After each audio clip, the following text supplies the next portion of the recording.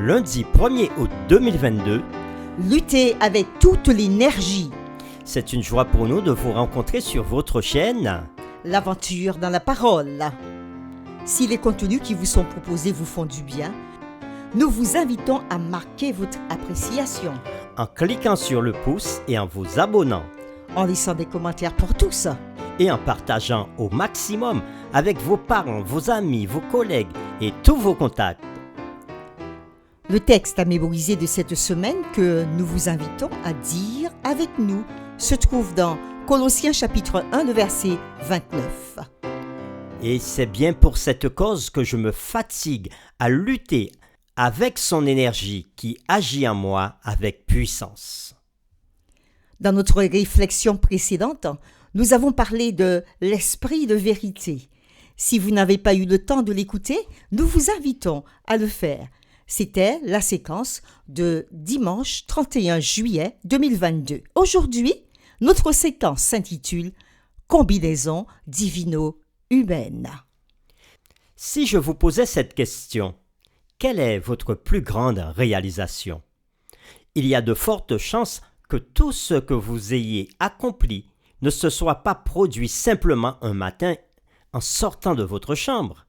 Si nous voulons accomplir quelque chose de valable dans cette vie, cela prend du temps et des efforts. De même, notre consécration à Christ n'est pas différente.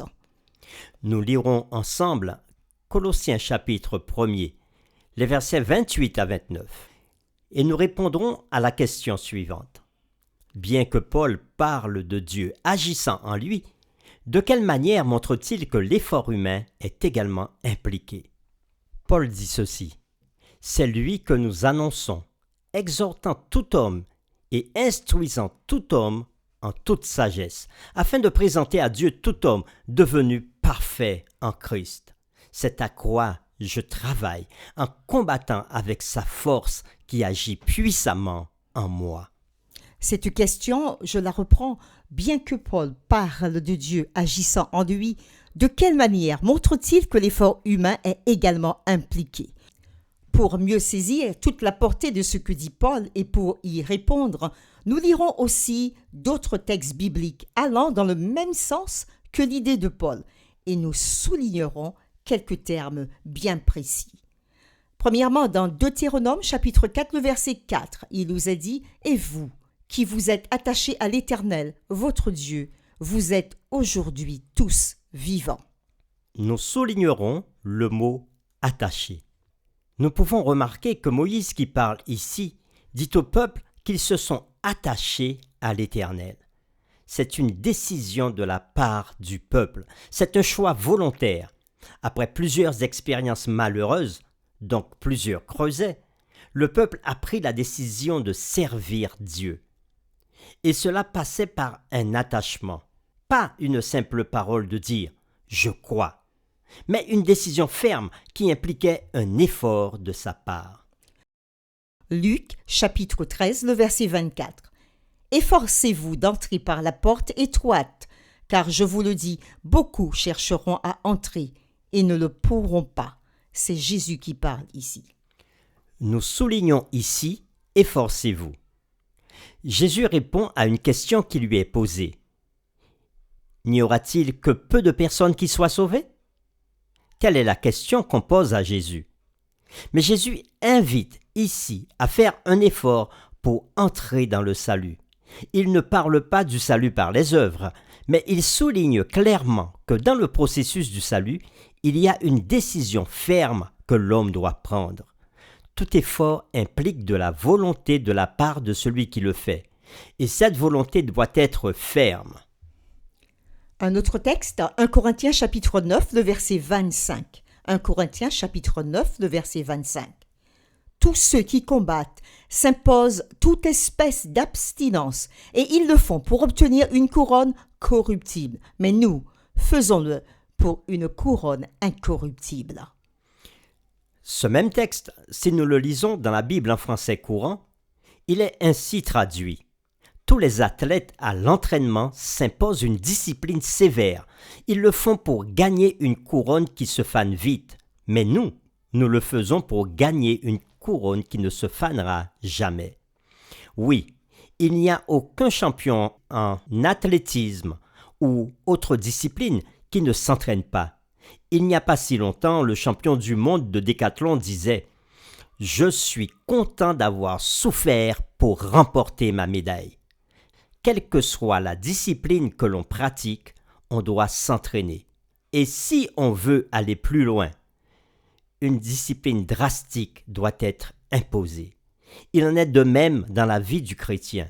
Il va s'imposer de grandes disciplines pour ressembler à Jésus, car il sait que Jésus a payé un prix inestimable, sa vie, pour que nous soyons sauvés.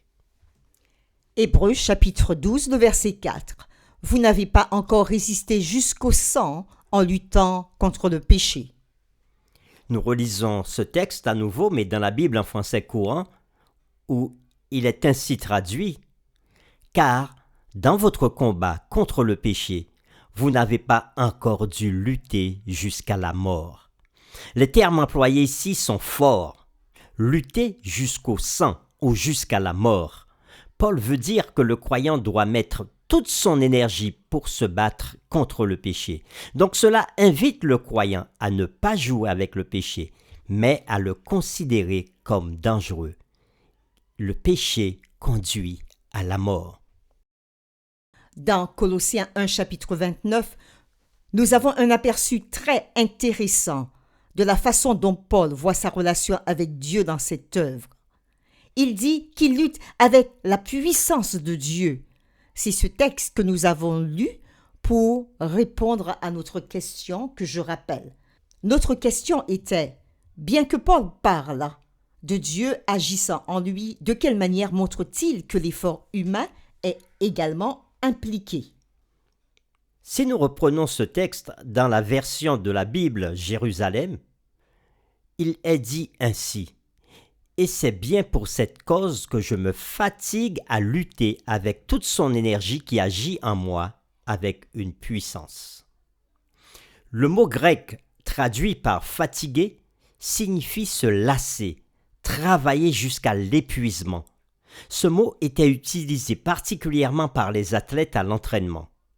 Le mot grec traduit par lutter, qui vient ensuite, peut signifier, dans une certaine langue, agoniser. Donc nous avons l'image d'un athlète qui s'efforce de tout faire pour gagner.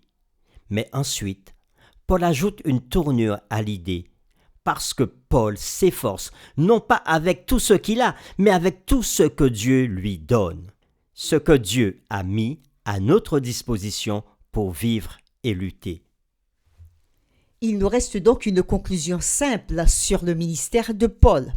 C'était un ministère fait avec beaucoup d'efforts personnels et de discipline, mais fait avec la puissance de Dieu qui agit en lui.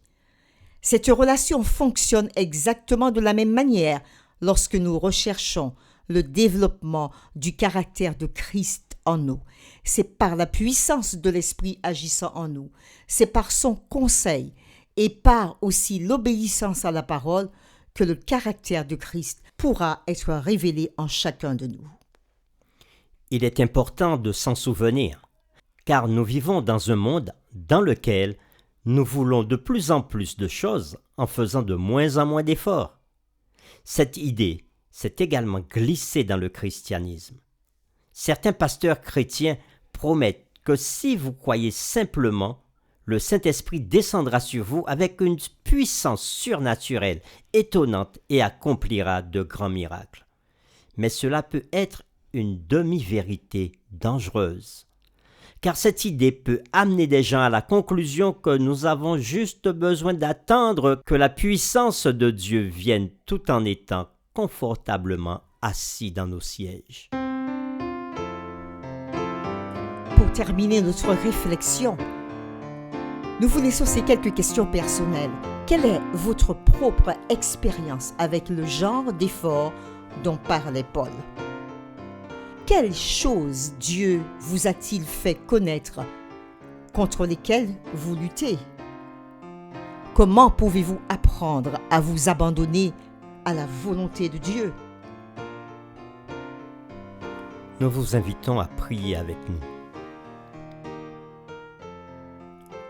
Seigneur, en lisant ta parole, nous pouvons nous fourvoyer et nous pouvons nous tromper en croyant que simplement nous devons rester là et attendre des miracles dans nos vies jour après jour.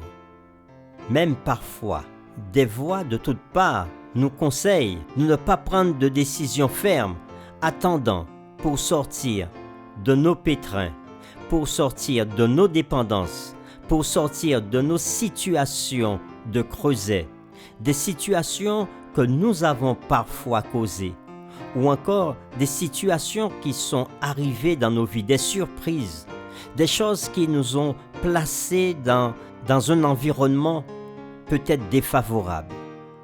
Et ces voix nous disent d'attendre qu'un miracle se fasse, afin que nous puissions nous en sortir. Mais par ta parole aujourd'hui, tu nous enseignes et tu nous dis que nous avons besoin d'utiliser notre libre arbitre premièrement, choisir de te faire confiance, choisir de croire en toi. Mais aussi, nous avons appris qu'il y a un effort de notre part. Non pas pour être sauvés parce que tu nous as déjà sauvés, mais un effort de notre part pour sortir de certaines situations. Tu nous demandes de nous battre, de lutter, de ne pas rester assis et d'attendre, mais de lutter avec l'énergie que toi tu nous donnes par la puissance du Saint-Esprit. Car tu donnes à chacun de tes enfants de l'énergie pour pouvoir continuer le combat de la vie et avancer. Nous croyons que tu relèves, nous croyons que tu donnes ta grâce et nous croyons que tu nous aides à avancer. Mais nous croyons aussi que nous avons une part à faire. Aide-nous à recevoir la puissance que tu nous donnes, mais à la mettre dans nos vies pour pouvoir aller plus loin et dans ta volonté. Nous t'avons prié au nom de Jésus. Amen.